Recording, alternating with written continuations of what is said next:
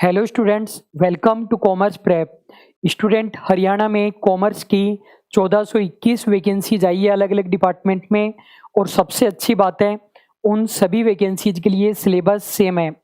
तो हम इस वीडियो में इन्हीं वैकेंसीज के बारे में बात करेंगे और मैं आपको ईच एंड एवरी डिटेल देने वाला हूँ।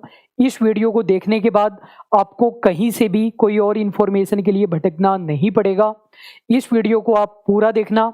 और ये भी मैं बताऊंगा कि प्रिपरेशन कैसे कर सकते हैं, हम कोई कोर्स अवेलेबल करा रहे हैं क्या, सारी डिटेल मैं आपको बताने वाला हूँ।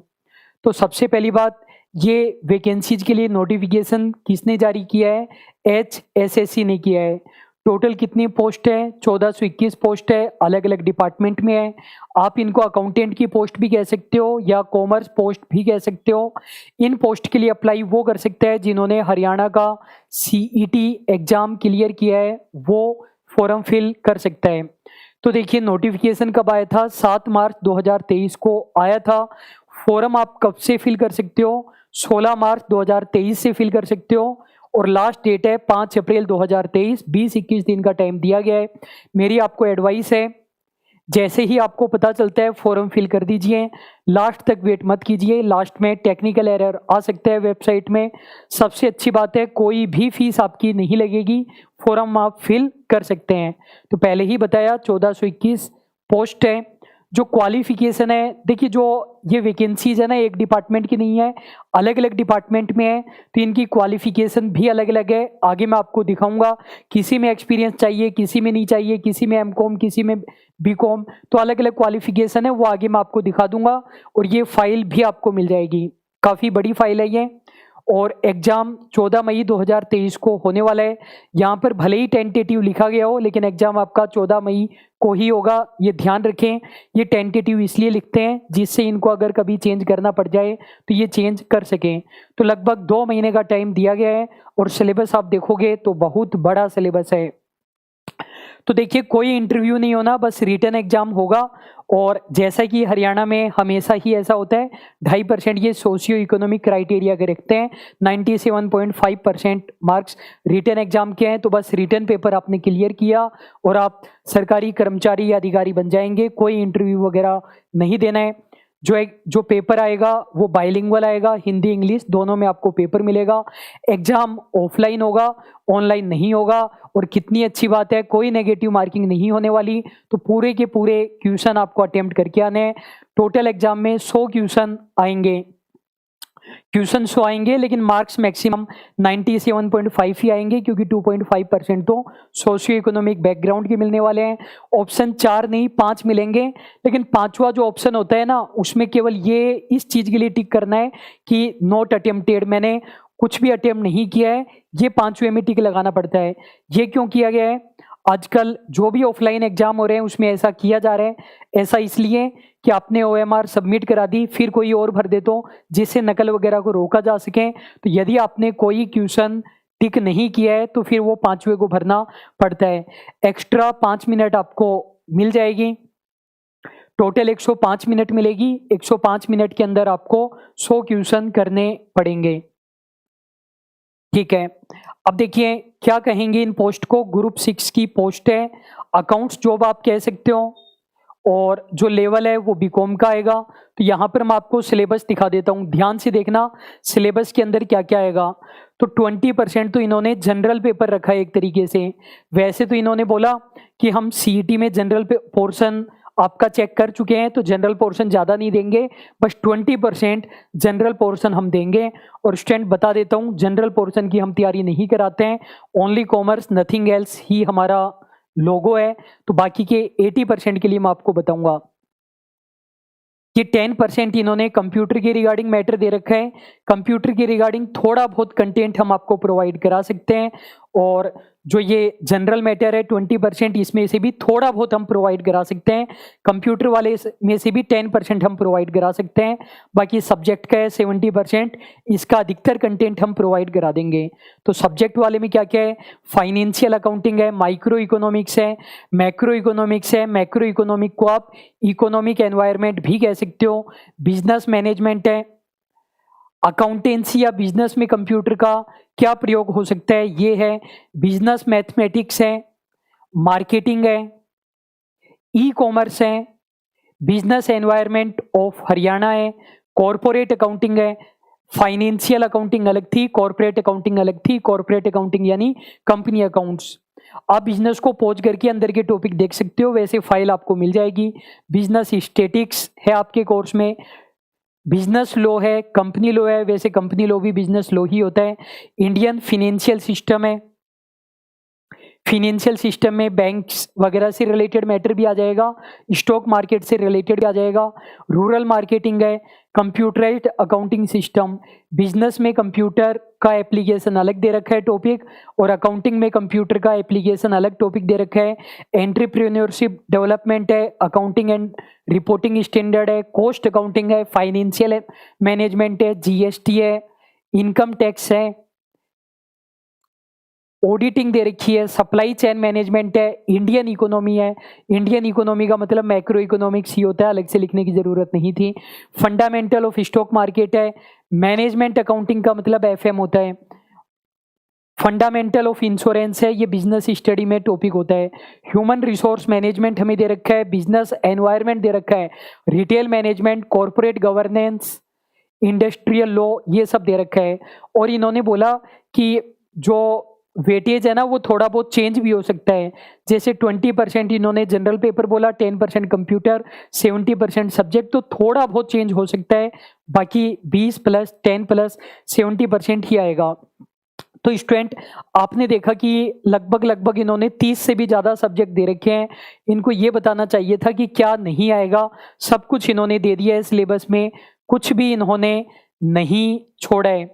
इससे पहले कि मैं आपको कोर्स के बारे में बताऊं, पहले मैं आपको बाकी चीजें बता देता हूं। यहाँ पर ये लिखी हुई है, डेट वेट सब कुछ लिखा हुआ है। तो देखिए यहाँ पर इन्होंने बता रखा है कि आपका एग्जाम कब होगा। 14 मई 2023 को मॉर्निंग शिफ्ट में आपका एग्जाम होने वाला है। जो भी ग्रुप 6 की अकाउंट पोस्ट है, 1421 पोस्ट है, 42 कैटेगरी में, इन सभी का एग्जाम आपका 14 मई को स्टूडेंट हो जाएगा। 2 महीने या फिर उससे भी कम का टाइम आपके पास। और यहाँ पर ये पोस्ट बता रखी है, पोस्ट नंबर 54 से स्टार्ट होती है और ये 95 तक आपकी होनी चाहिए। तो बिल्कुल 95 तक आपकी ये पोस्ट है। इनको आप वीडियो स्टॉप करके देख सकते हैं, फाइल आपको टेलीग्राम चैनल पर मिल जाएगी। DHB VN में डिविजनल अकाउंटेंट की पोस्ट है। तो सब कुछ स्टूडेंट यहाँ पर लिखा हुआ है, इतनी सारी पोस्ट है।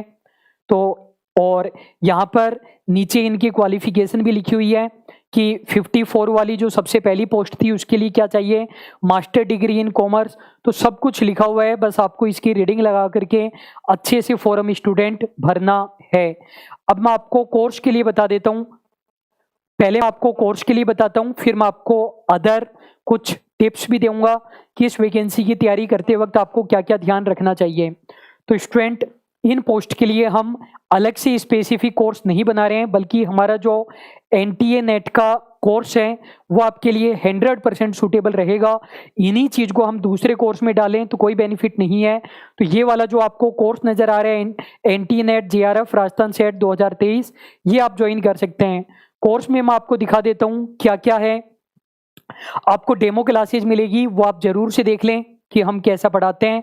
और आपको केवल पेपर 2 से मतलब होना चाहिए, कॉमर्स पोर्शन से। पेपर 1 के अंदर मैथ रीजनिंग आप कर सकते हैं, तो पेपर 2 में हम चलते हैं। तो देखो पूरा का पूरा नया इनकम टैक्स आपको मिलेगा, 50 वीडियो है, इनकम टैक्स आपके कोर्स में है। स्टैटिक्स मिलेगी बहुत ही शानदार, 75 वीडियोज हैं।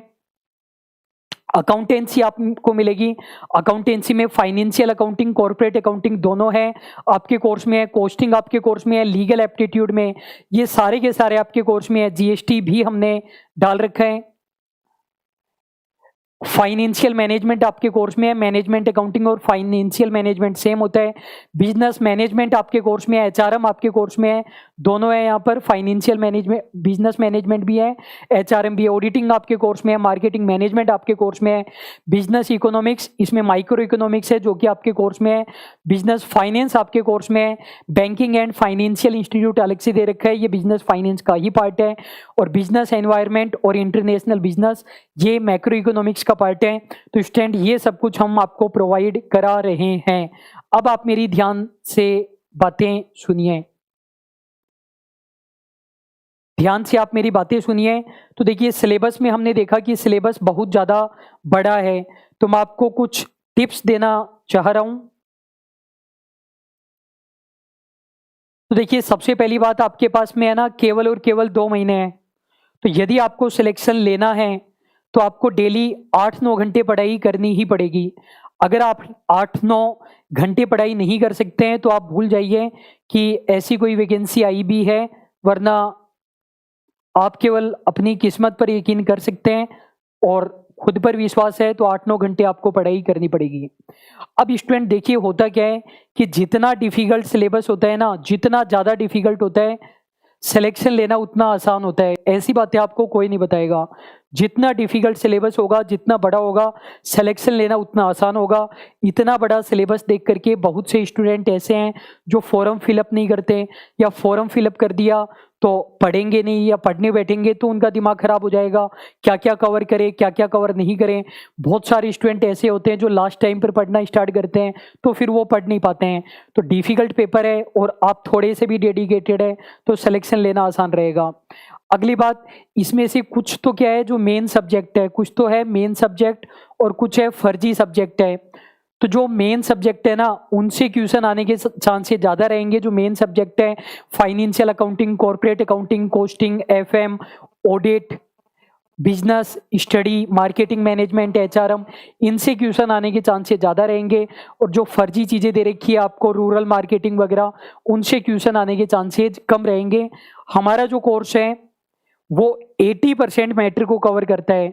कॉमर्स पोर्शन के अंदर एक बार मैं आपको फिर से दिखाऊं तो टोटल कितनी क्लासेज हम आपको प्रोवाइड करा रहे हैं। टोटल 686 क्लासेज है। कितनी क्लासेज है? 686 क्लासेज है, ऑलमोस्ट 700 क्लासेज है। अगर आप इनको भी कर लेते हैं 2 महीने में तो बड़ी बात है। अब बच्चे क्या करते हैं, बेवकूफ़ी करते हैं, उस 20% के पीछे भागेंगे और उस 20% में से क्वेश्चन आपसे हो भी नहीं पाएंगे एग्जाम में, क्योंकि वो टॉपिक आपके कहीं मिलेंगे नहीं। आप 80% मैटर पर फोकस कीजिए। सिलेबस के हिसाब से 80% है, एग्जाम में 90% से ज़्यादा क्वेश्चन आपके हो जाएंगे। बाकी आप ऐसा भी कर सकते हैं, पहले ये 80% तैयार कर लीजिए, 20% कहीं और से करना चाहते हैं तो कर सकते हैं। 1-2 टॉपिक आपको लगता है कि सर बहुत ज़्यादा इंपॉर्टेंट है तो आप रिक्वेस्ट कर सकते हैं, हम कोर्स में डाल देंगे। वैसे हम रेस्पॉन्सिबिलिटी केवल इतने मैटर की ही ले रहे हैं जितना हमने आपको बताया है। स्टूडेंट, मैं आपको गारंटी देता हूँ, आप रिजल्ट वाले दिन मेरे को कॉल कर लेना।